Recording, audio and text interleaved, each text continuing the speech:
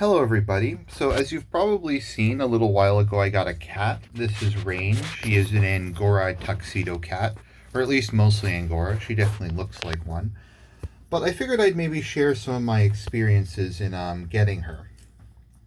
Because I think a lot of people, when they go into getting a cat, it's not like it's particularly difficult, but there's some stuff, some tips that I think would make it a lot easier. Maybe some things to look at and just some stuff because maybe you haven't been through the process before, but you want to get a kitty at some point in time. So let's just talk about this a bit. So I guess firstly, the question is, where do you go about getting a cat? So most people will tell you to go adopt one at a shelter. And I definitely understand why people say that, because there are a lot of cats at shelters. There's a lot of strays. There's a lot of animals that get abandoned every year, that sort of thing.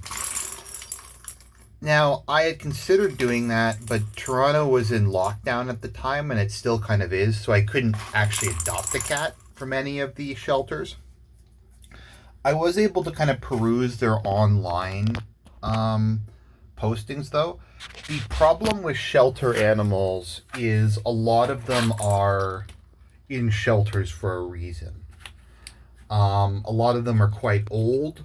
Many of them have health problems or other things like that. And I guess like there's some real humanitarians, or I guess animalitarians or whatever you want to call them, who are okay with that and would like to take care of an old cat with diabetes.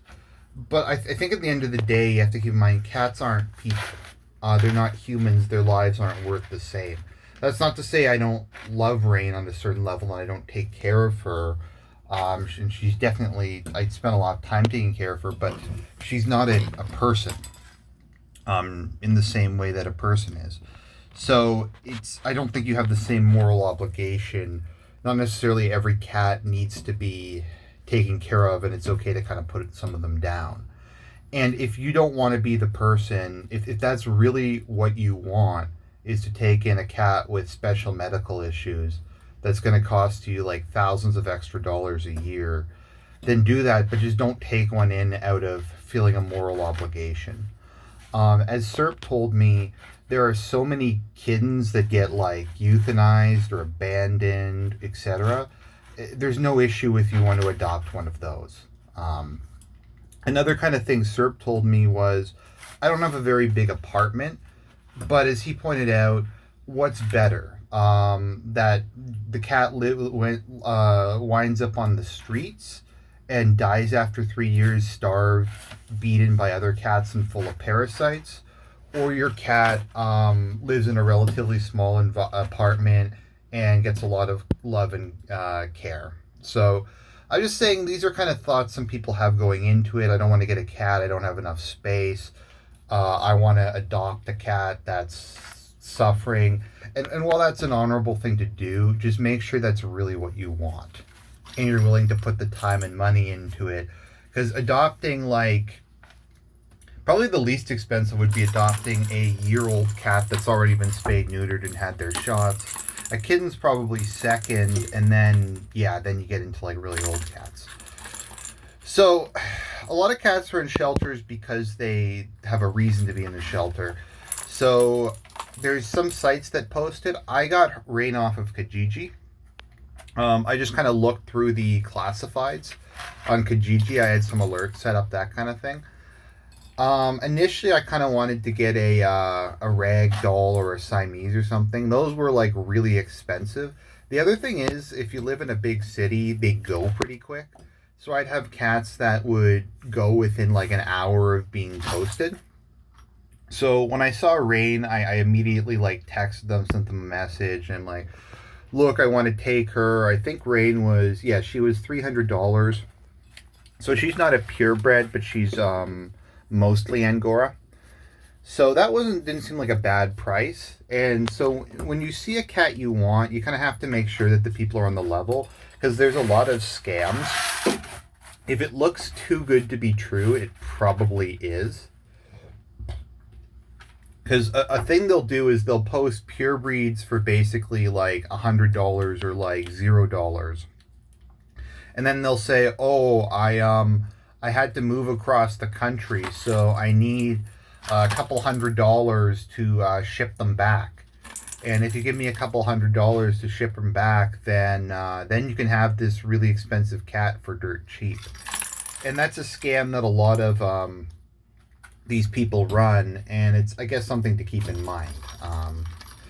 But yeah, they were on the level, so in her case, I actually paid them extra to just bring her to me because they didn't really want to tell me where their house was, and I can kind of respect that, so they just brought her to me. So I guess some things to ask for if they have any health problems, if they've had their shots, if they've been spayed or neutered, if they're eating solid food, and if they are trained to use a litter. Because most cats you adopt should be, I think it's 2 to 3 months old. I adopted Raine in June, I believe, and she was born at the beginning of April. So when I asked them, they said her personality was she was calm and playful. She's not quite as calm as she used to be, but she's a good girl. What was I thinking of again? Yeah, and they said she had no existing health issues, but she hadn't had any shots. Now, something to keep in mind is extremely likely when you get a cat, they're going to have some sort of parasites. That's not because the person who took care of them necessarily did a bad job taking care of them. It's just very, very easy for cats to get parasites.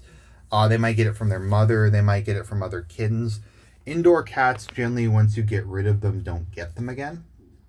But Raine definitely had parasites when I first got her. And it was kind of obvious because she wasn't unhappy, but she was very low energy. That sort of thing. She was very low energy. She was very, she smelled really bad. Your cat shouldn't smell that bad. They should maybe smell a bit when they yawn because they have tuna breath, but cats do fart, particularly if they have parasites. So she was like farting like crazy, and it was really gross, and it smelled horrible and that sort of thing. So when I took her to the vet, they gave her a stool test, and they're like, yeah, she definitely has parasites. Give her a round of antibiotics, and now she seems to be fine. She actually peaked up a lot, so I'm just saying that's something to look out for. Your vet, if they're worth their salt, some vets will just give you a round of antibiotics, just right off the bat, because it's so common for cats to have them. But that's just like, it's not a dangerous condition. It'll just might cost you some money to get the tests and get it treated, but it's nothing to worry about. I'd be very careful with vets though, because vets are kind of a racket. So like in Toronto, we have the Humane Society, and they will do shots and that kind of thing for a fraction of the cost of a normal vet. Now they were closed at the time. There's a lot of organizations that'll do spay and neutering for very inexpensive. Like I'm going to do mine with the Humane Society. I had to go to a vet to get her shots because I just didn't, the SPLC, it was closed. Sorry, not SPLC, the Humane Society. So it was closed at the time. Come over here, girl. Yeah, it was closed at the time when I got her. So, but they will do spaying for a cat for I think about $100, 100 Canadian, whereas my vet was going to charge me 450. So the cost of pet ownership is going to be a decent amount, particularly when you get them. It's not that expensive to like maintain a cat, especially if you're like pretty good at buying food and litter. Like you kind of know where to go and what to get. But the initial setup is going to cost you something. So yeah, so I got her off of Kijiji and I brought her here. Now the thing, as I've said, is kittens are baby animals. And when you're a baby, the world is a scary place. And so what I do is, this is my, I have a big walk-in closet, well, I guess storage room at my apartment. So I have this set up, and this is her room. Now, she doesn't really spend time here except at night. It's something you're going to have to keep in mind. You might have to lock your cat in another room, and there's nothing wrong with doing that at night. If you're not someone who has a bedroom, because you have a relatively small apartment, you might have to lock them somewhere. And that's just because cats are often up at night and they will jump on you. And they will jump on you and they will meow. And it's just them trying to be playful. They don't understand that people aren't like them and they can just fall asleep whenever they want. And that they have schedules that prevent them from sleeping during the day. So they will jump on you, and you have to lock. If you have to lock them in another room while you sleep, don't feel bad about that. A lot of people do it. What they're going to try and do is they're going to try to cry and slam against the door. And a lot of the time when cats cry, if they're otherwise well taken care of, it's just them trying to manipulate you. Because they figured out that if they cry enough, you'll do things for them. You'll give them attention, or you'll give them food, or stuff like that. And this is, I mean, if they're otherwise well cared for. They're trying to get treats, or they're trying to get you to pay attention to them. So you'll want to set up a room like this. So I had a litter box, a bed, bunch of toys, water dish, obviously, and food. Now, there's a lot of different types of food you can give your kitty. I use Kirkland Costco brand, which maybe sounds a bit weird, but like if you go to the dollar store, the grocery store, you'll see a whole bunch of different foods. You'll see Iams, Whiskas, that kind of thing. From my understanding, Whiskas is the worst. How you want to pick a cat food at a very basic level is you look at the ingredient list. And as with human food, ingredients are displayed in the order in which how much they appear. So for like some cheap Whiskas food, the first ingredient is corn, which is bad because cats are carnivores. They're obligate carnivores. Their diet should be 90%, 80 to 90% meat. It's really the only thing they can digest. So if like corn is the main ingredient, that's not a good sign. So you want the first ingredient to be chicken or fish or beef, some sort of meat. Now, meat byproducts sounds really scary, but what meat byproducts is its skin, ligaments, I think some of the small bones, organ meat like kidney, livers, that kind of thing. So it's not like it's any kind of weird processed unnatural thing. It's literally just like the rest of the animal ground up. And I mean, we don't eat that, but cats eat whole prey items in the wild, so those things are all healthy. But you generally want, I don't know, chicken, beef, fish, pork. It'd be nice if like the second ingredient was, and third ingredient were also that kind of thing. All kibble is going to have some sort of grain in it. That's not even because they're being cheap. It's because they need it to bind it together. Because meat on its own, unless they want it to be like beef jerky or something, there's not really an obvious way to kind of bind it together. So like the Kirkland brand is, I think it goes chicken meal, some sort of fish, and I think the first non-ingredient is brown rice, which is I think one of the least bad grains for them. But I mean, if you look at her coach, she's obviously doing well. And I think I got like a massive bag of this for like $20. If your cat has specific dietary needs, you can get them something fancy. But I find Kirkland's pretty cost effective. Obviously, she's growing pretty well. So my vet said Iams was also pretty good. But you just kind of got to be careful. If you're lucky and you get a cat who's not particularly picky about what they eat, then yeah, so she just transitioned it over to it okay. So then there's litter box. Now the thing to keep in mind is cats are normally don't even really need to be litter trained. They're kind of in an interesting position in the wild where they're not the alpha, they're not the apex predator, but they're not, they obviously eat other things. So they bury their poop, which is maybe the best thing that any pet can do. And once again, I mean, don't feel bad about having an indoor cat. Indoor cats live a lot longer and they're a lot healthier. So long as you're providing them with enrichment, like I have toys all over my apartment. She purrs a lot, that kind of thing. Then it's fine. But even so, they have that impulse to bury their poop.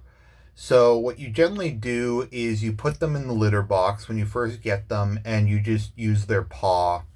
Here we go. Maybe I'll show Raine if she's being cooperative. So you just put them in there, and you take their paw, and you go, look, you can dig in it. And normally, when you get them from the person, they'll already be litter trained. And if your cat's pretty, particularly if they're a kid and they're pretty adaptable, they'll just do that. And you just have to scoop it a couple times a day and throw it out. Litter clumps. It's very easy. I go to my parents every now and again, and she just knows how to use a litter box, so she isn't fussy about it. She just uses the litter box there. But like I said, that's one of the nicest things you can have about a pet is not having to let them out. The other thing that's, yeah, so sorry if I'm getting off track. There's a lot of things involved in getting a cat. So one of the things you want to do and is have a room like this is because it's a scary world when you're a baby. And it might be a bit too much for your kitten to handle at your house all at once. Also, what they'll probably do is if they're not used to you, they're just going to go hide and you won't find them. So you'll want to keep them in another room for a couple days, maybe up to a week. And what you do is you come in, I don't know, every couple hours and play with them for 15 minutes. I've heard maybe put in some used clothing so they get used to your scent.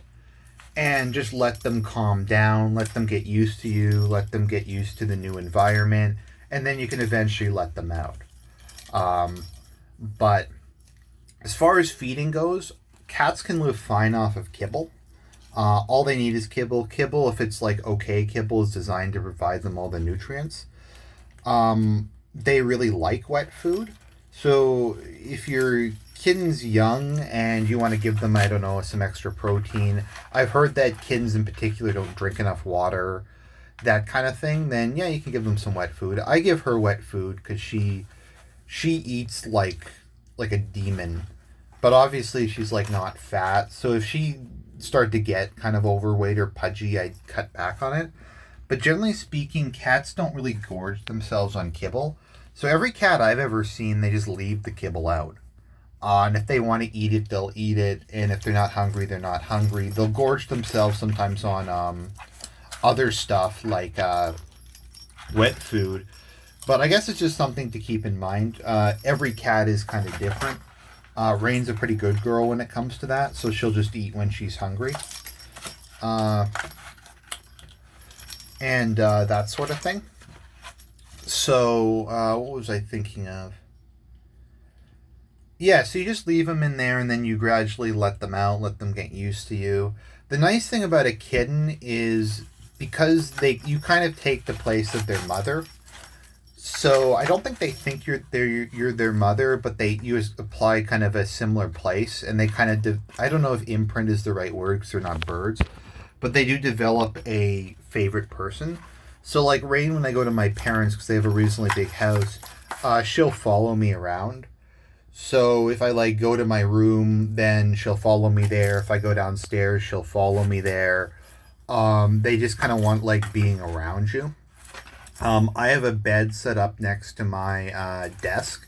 So if I'm doing work or playing video games or something, she'll often just sit down there.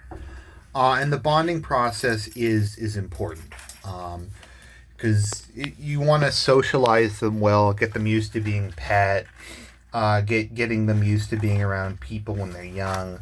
Because as with like most baby animals, the way that they are as a baby is going to determine how they grow up. And they do calm down with age, especially once they get spayed or neutered. So they're going to be kind of hyper. But overall, yeah, you just want to socialize them. So I guess those are just kind of some tips. That's how to set it up. It depends a bit on personality. But cats aren't exactly like... I mean, they are temperamental, but they're not like super fragile animals. So long as you're providing them with I sound like Clint's reptiles now. The basic essentials of life: water, food, toys. You pay attention to them to a bit. Litter box. They're probably just gonna thrive for you. I mean, one of the most obvious ways is their coat should be kind of glistening. I guess just kind of some behaviors to keep in mind. If cats are happy, they'll have their tails in the air. Raine doesn't have it at the moment because she's kind of in pouncing mode, but they should have their tails kind of in the air when they walk. Obviously, if they purr a lot, that's a good thing. Um, that sort of thing. If they let you pick them up, Raine's not super cuddly. Well, at least when she's in kind of playful mode. If she's tired, she's fairly cuddly. That's fairly normal for kittens, though. They just kind of want to play with everything. Um, they're still kind of learning their hunting skills and that sort of thing. Uh, but they'll like take care of themselves largely. Like they'll clean themselves. They'll eat on their own. They do like it often when you're in the room. Because as I said, they aren't apex predators. I think dogs might be. So they don't have the same kind of fear, but they like it if someone's watching them while they eat. If cats will roll on their back, that's a sign that they unconditionally trust you. They don't like it when you rub their belly, unlike dogs, but it's a sign of submission and that they trust you not to harm them. So stuff like that is some things to look out for. But I mean, if your cat's not happy, it's probably going to be pretty obvious. If they do bite you or scratch you or that kind of thing, keep in mind it might just them being playful. Because when they're dealing with other cats, cats have like fur, and they have very stretchy, thick. I think it's thick at any rate. It certainly feels like it is skin. So I'd imagine them clawing each other doesn't really hurt unless it's really hard or them biting each other. And they don't really understand, I don't think, that you have much. It's not that your skin's not robust, it's just not designed for the same purpose. And they don't really get that. So if they're just biting you, like, let's see, Raine, do you want to give me a little nip? You won't bite me when I need you to bite me. Okay. Like, she'll bite me, but it won't be particularly hard. It's kind of a behavior you might want to discourage. I find hissing at her actually works pretty well. It's kind of like the cat equivalent of fuck off. And she seems to understand why I'm hissing at her and when I'm hissing at her. But, yeah, so you're going to want probably a scratching post. I'm fortunate none of the furniture I have I really care about because they will scratch on stuff. I'd recommend, like, getting your cat declawed used to be the thing, but it is very cruel. So what you should get is, I have a cat nail trimmer, and once every couple of weeks... Here, Raine, will you let me show them? No, you don't like it when I do this, but... I don't know if you can see, but... Okay, no, you don't want me to show. But I clip her claws every couple of weeks. You just have to be careful to not do the quick. You might have to wrestle them a bit, but once they do that, they don't really scratch things or scratch you. In the wild, their claws, I think, get worn down a lot more. So a lot of the times when they claw you, it's not even that they're trying to be aggressive or anything. It's just that they get pretty long, even with a scratching post. So, because they're probably walking over rocks and stuff and climbing trees and that sort of thing in the wild. So they get worn down more. And if you just clip them, then it works pretty good. And you want to do that once again as they're young, while they're still kind of malleable and you can work with them. But anyways, thank you for cooperating, Raine. You're a good girl, aren't you? She's not really biting. Ow. Okay, that kind of hurts. Ow. Ow. No, stop biting. No bite. Ah. Yeah. I also have a window hammock for her. Cats love looking out windows because they're predators. They always like to be in like the highest place. So I have a window hammock that suction cups onto my window. They also like to sleep in the sun, so she'll probably spend a couple hours a day just looking out, watching stuff. Particularly if they're birds. They love watching birds or squirrels or that kind of thing. And that provides them, I think, with a lot of entertainment and kind of enrichment. Also, like I said, they just like sleeping in the sun. So, something else to do, particularly if you live in a pretty small apartment.